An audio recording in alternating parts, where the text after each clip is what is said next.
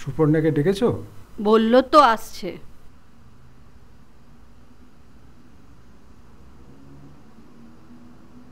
ওই তো এসে গেছে। বলো, ডাকছিলে কেন? দেখ মা, তোর ইচ্ছে ছিল এমএটা করবি, সেটাও হয়েছে। এবার দেখে শুনে বিয়েটা করে নে। দাঁড়াও, এত তাড়াহুড়ো করছো কেন? আগে আমাকে একটা চাকরি জোগাড় করে নিতে দাও। শোন, বাবা একটা ভালো পাত্রের সন্ধান পেয়েছে। ছেলে চার্টার্ড অ্যাকাউন্টেন্ট, এখন বাবার কোম্পানিতে আছে। কলকাতায় 3 তলা বাড়ি, 2খানা গাড়ি, ছোট্ট একটা সংসার। ওরা তোকে দেখতে আসতে চাইছে। ওকে, ওদের দেখতে আসতে বলতে পারো।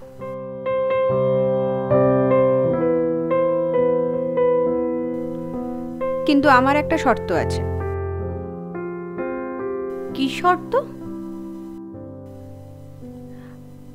আমিও ওদের কিছু প্রশ্ন করব। সে তুমি করতে পারো, তবে ওনাদের যাতে কোনো অসম্মান না হয় সেটা কিন্তু তোমাকে দেখতে হবে। ঠিক আছে।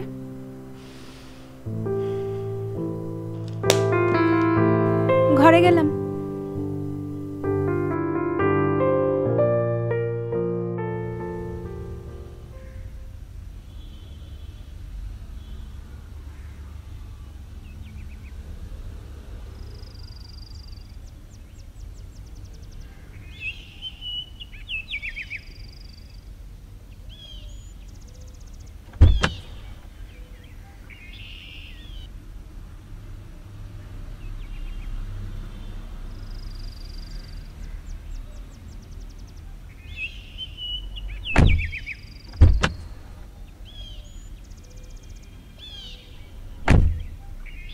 চলো।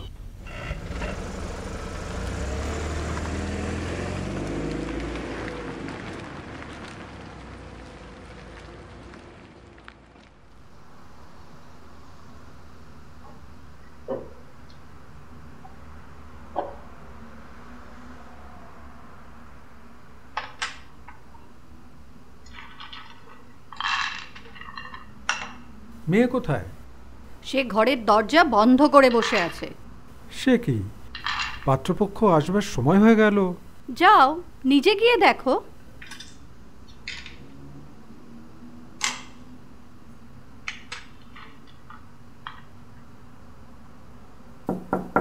সুপর্ণা,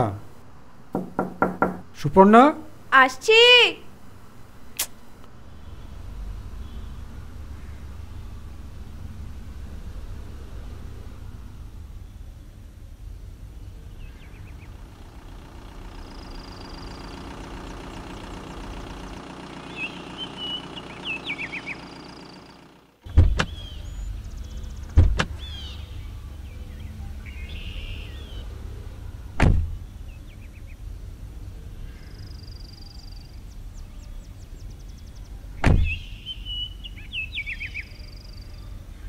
নমস্কার।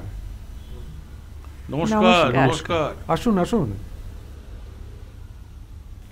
আসুন, এসো এসো বাবা।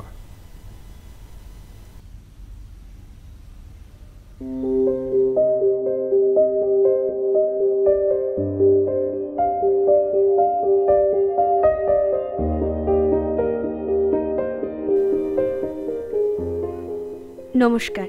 নমস্কার, বসো।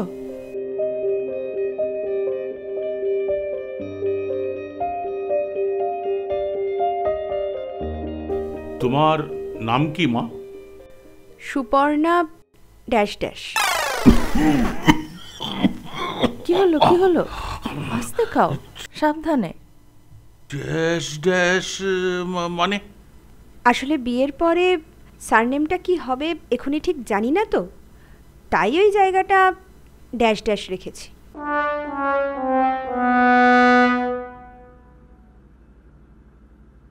তা তোমার পড়াশোনা? MA clinical psychology. Clinical psychology? তা এত সব সাবজেক্ট থাকতে এরম বিদঘুটে সাবজেক্ট নিয়ে পড়তে গেলে কেন? বাচ্চা বয়সের পাগলামি বলতে পারেন, বা মানসিকভাবে অসুস্থ মানুষগুলোর পাশে দাঁড়ানোও বলতে পারেন। তা তোমার কেউ জানার থাকলে জেনে নাও। হ্যাঁ, তা মা, তুমি রান্নাবান্না কতদূর জানো? খুবই সামান্য। তাহলে এবার একটু উৎসাহ নিয়ে সমস্ত রান্নাবান্না শিখে নাও। সংসারের মানুষগুলোর মুখে দুটো খাবার তো তুলে দিতে হবে, তাই না মা? যে মেয়ে চাকরি করতে চাইছে তার কাছে এরকম কিছু দাবি করাটা একটু বাড়াবাড়ি হয়ে যাচ্ছে না?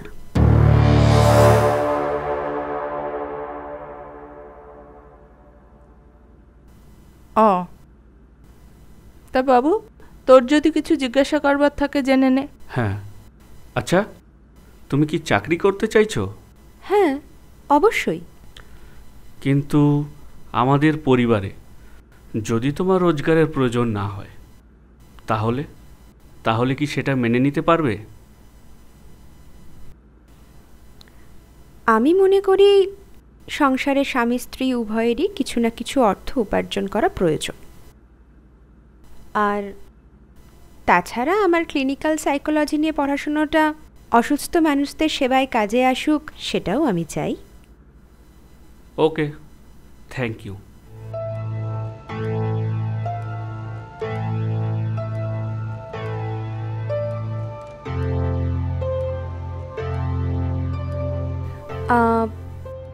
আমি কি আপনাকে দু একটা প্রশ্ন করতে পারি? আমাকে? হ্যাঁ, করো। বলছিলাম, আপনাদের বাড়িতে রান্নাবান্না কে করেন? আমাদের বাড়িতে রান্নার জন্য একজন লোক আছে। বেশ, কিন্তু সে তো নিশ্চয়ই কখনো না কখনো অসুস্থ হয় বা ছুটি নিয়ে বাড়িতে যায়, তখন সেসব কে করে? তখন আমিই সামলে নিই পুরোটা। আপনার ছেলে কি কখনো আপনাকে রান্নার কাজে কোনো সাহায্য করেছে? বাবু, ও তো সারাদিন কাজ নিয়েই ব্যস্ত থাকে, সময়ই পায় না। বেশ, তার মানে আপনি আপনার ছেলের কাছ থেকে কোনোদিন কোনো সাহায্য পাননি, তাই তো? না, কোনো প্রয়োজনই পড়েনি। আপনাকে অনেক ধন্যবাদ। আপনি ধৈর্য ধরে আমার সব কথাগুলোর উত্তর দিলেন। আপনারা বাবা মায়ের সাথে কথা বলুন, আমি আসছি। এসো মা।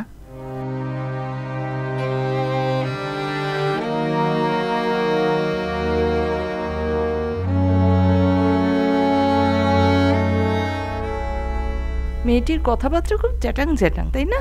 হ্যাঁ, একটু যেন কেমন, বড্ড স্ট্রেট কাট। হ্যাঁ রে বাবু, মেয়েটিকে তোর কেমন লাগলো? ভালোই তো। সামলাতে পারবি তো? আমি ওর সঙ্গে একবার একা কথা বলতে চাই।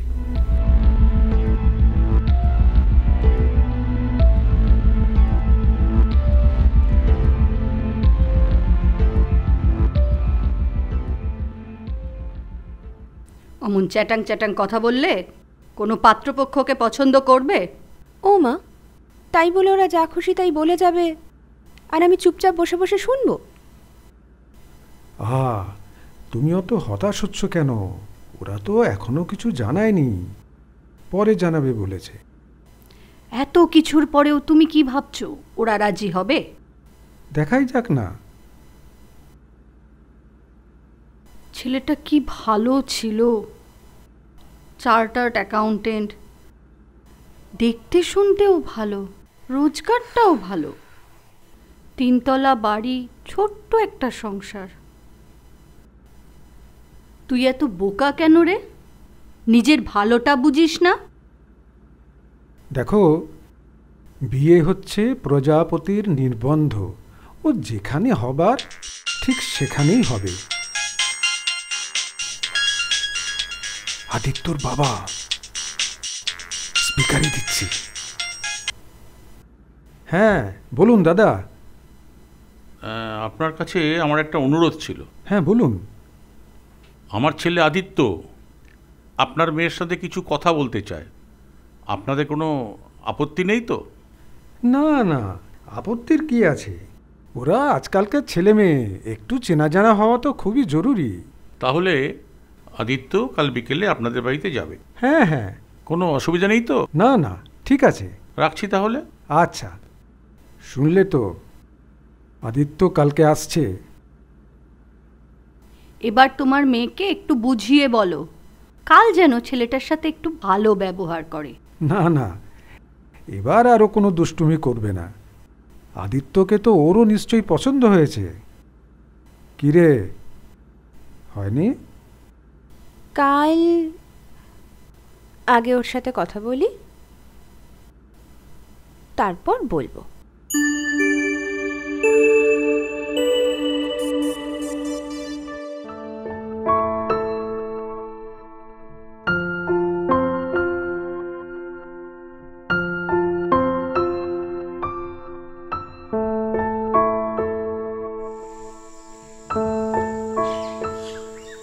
এই ঝিলটা দেখো,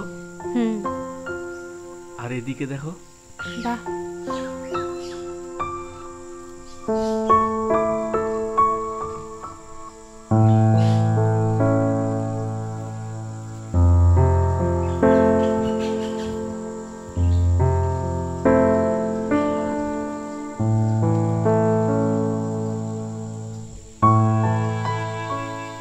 এক মিনিট, তুমি এখানে একটু বসো, আমি এক্ষুনি আসছি।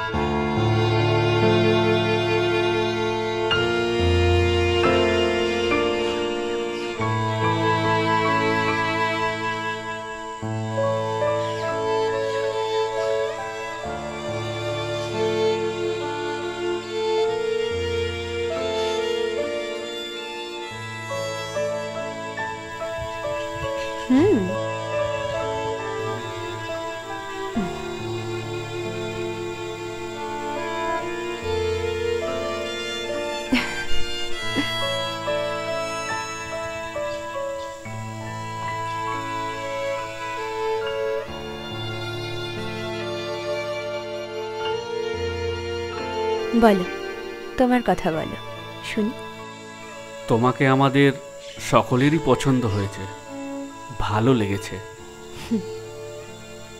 শুনে খুশি হলাম, কিন্তু আমাদের জীবনের দাবিগুলো যে আমাদের চোখের ভালো লাগার থেকেও অনেক বেশি দামি। তুমি কি তোমার চাকরি করবার স্বাধীনতার কথা বলছো?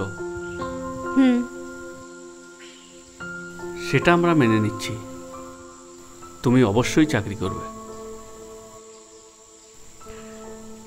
আমাকে যখন রান্নাঘরে ঢুকতে হবে, তখন তুমিও আমার সঙ্গে থাকবে, আমাকে সাহায্য করবে। কাজের অজুহাত দেখিয়ে পালিয়ে গেলে চলবে না। রাজি? রাজি।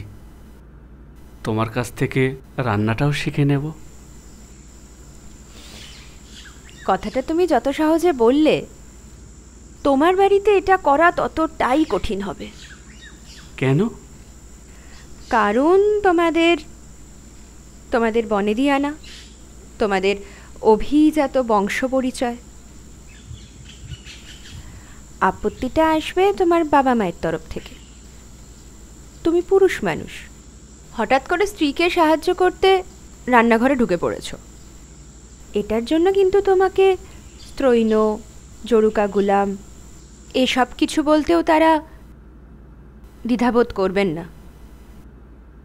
তুমি পড়ে যাবে সংকটে, শ্যাম রাখি না কুল রাখি, মানে বউকে রাখি না বাবা মাকে রাখি। তাই শুধুমাত্র আমাকে ভালো লেগেছে, আমাকে পছন্দ হয়েছে বলেই নিজেকে এরকম মানসিক সংকটের মধ্যে ফেলে দেওয়াটা তোমার ঠিক হবে না। তুমি বোধহয় ঠিকই বলেছ।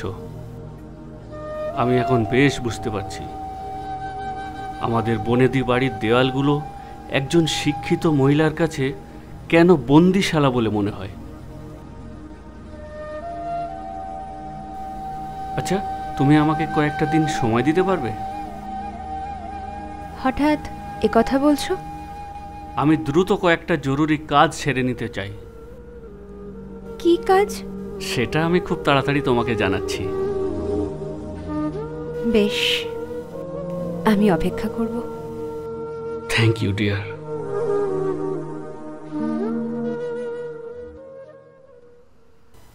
হ্যাঁ রে, হুম?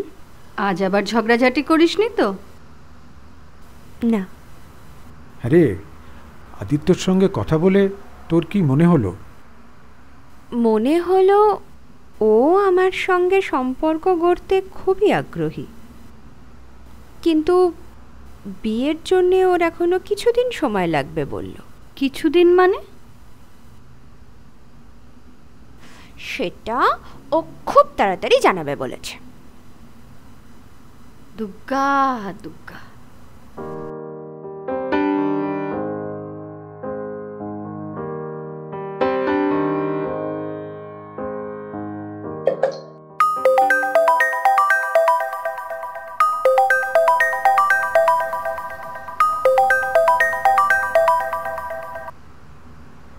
হ্যালো।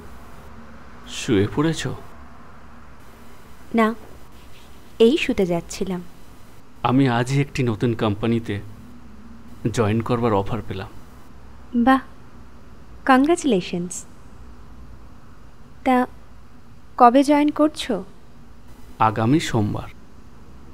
তবে কলকাতায় নয়, দিল্লিতে।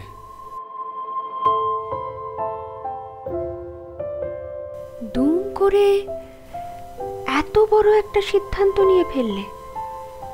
তোমাকে যদি আমাদের পরিবারের মধ্যেই প্রতিদিন পদে পদে লাঞ্ছনা গঞ্জনা সহ্য করতে হয়,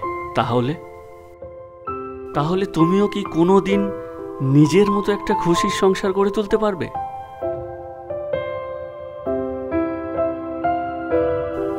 কবে যাচ্ছ দিল্লি? রবিবার দুপুরে। যাবার আগে আর একবার একটু দেখা করে যাবে প্লিজ? ওকে, কাল বিকেলে যাচ্ছি। Thank you.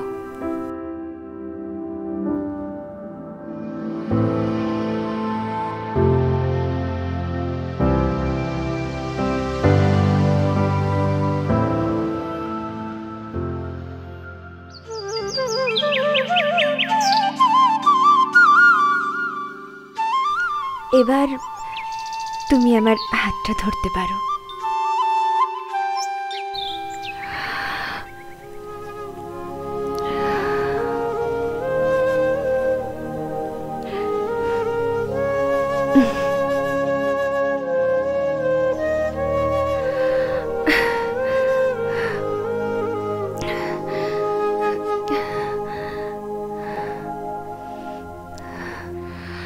চুপ করে আছো যে? ওখানে পৌঁছে আমায় ফোন করো, আমার ভালো লাগবে। করব। আমার অর্ধেক হৃদয় এখানেই রেখে যাচ্ছি যে।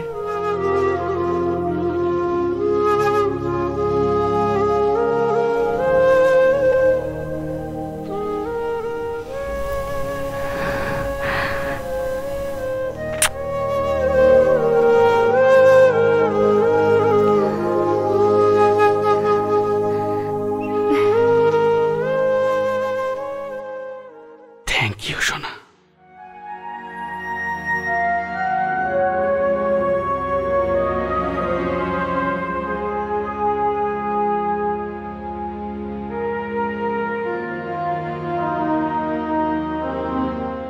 আমাকে কিছু দিয়ে যাবে না?